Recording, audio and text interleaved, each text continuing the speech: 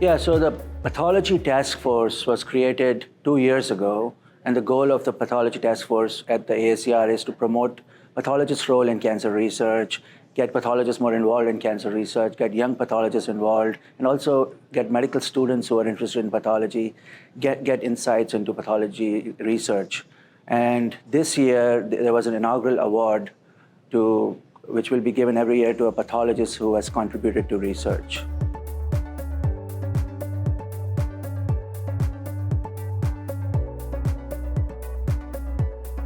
Yeah, so some of the things that AACR is doing is they are they're doing hubs, knowledge hubs for medical students who are more involved in cancer research. Several medical students are now getting pathology interest days, pathology special groups organized. There's a lot of interest from the CAP, from DPA, from USCAP to get everyone interested in pathology, because we see that several medical schools who are doing this, they get more medical students going into pathology.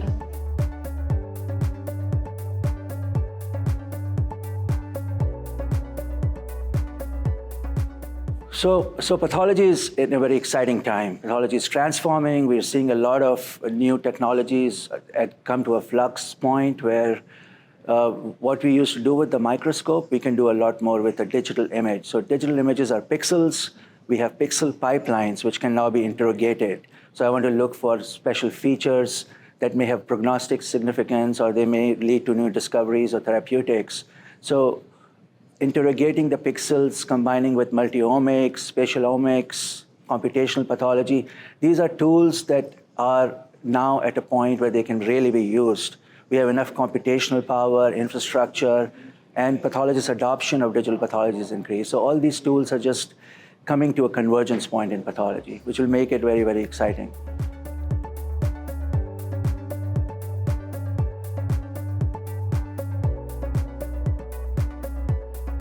Yeah, so one of the things what happened during COVID, especially in pathology, was especially during the early days of the pandemic, where people were afraid to, they were trying to maintain social distance, they didn't want to see each other face to face. We wanted to contribute to our clinical care easily and with accessibility. So most labs who did not have digital slides, they started the adoption of digital slides. So we saw a lot of adoption of digital pathology and AI tools as a result. Trainees who were used to sitting with and attending under the microscope had to do this remotely. So we saw a lot of remote computing, we saw a lot of telepathology, we saw a lot of training, teleeducation, and all these in my institute alone, we saw a 20% jump in adoption during COVID, which is remarkable. And I think as a result, we are now at a point where more people are comfortable with digital pathology and all these tools.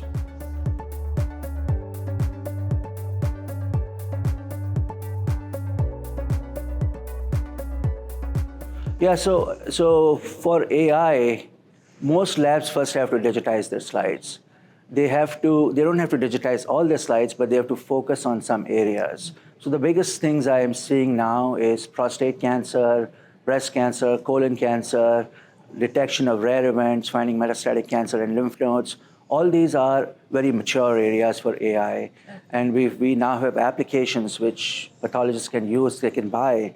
The first one was approved in November 2021 for a prostate cancer algorithm. So I expect in 2022, several new applications will be available, just like apps on your phone.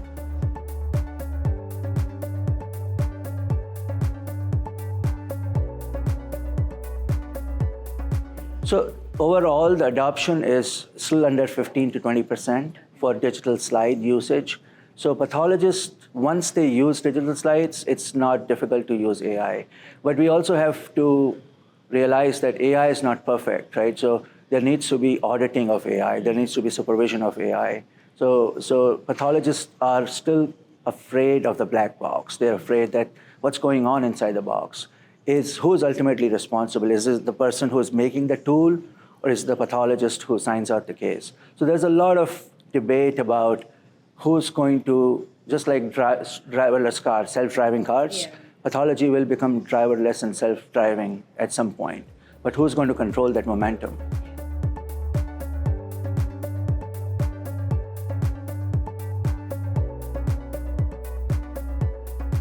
Yeah, I think the biggest advice is be patient, and be patient. Because when you first start signing out digitally, it takes a while.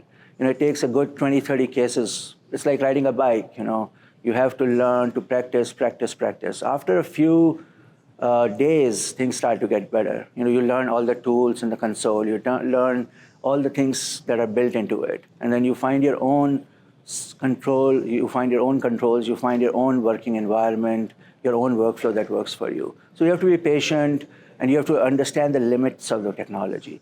There is always the glass side, so never compromise your diagnosis because it's digital. Luckily in pathology, unlike radiology, we still have glass slides. We can turn to them. If the images are not perfect, we can get them to be rescanned. So just be patient, learn the technology and use it, harness its power.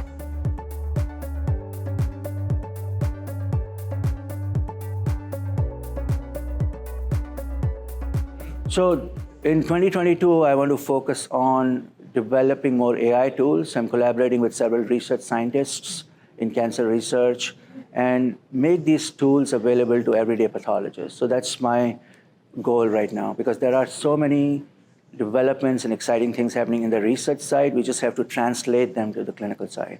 And we have the momentum now.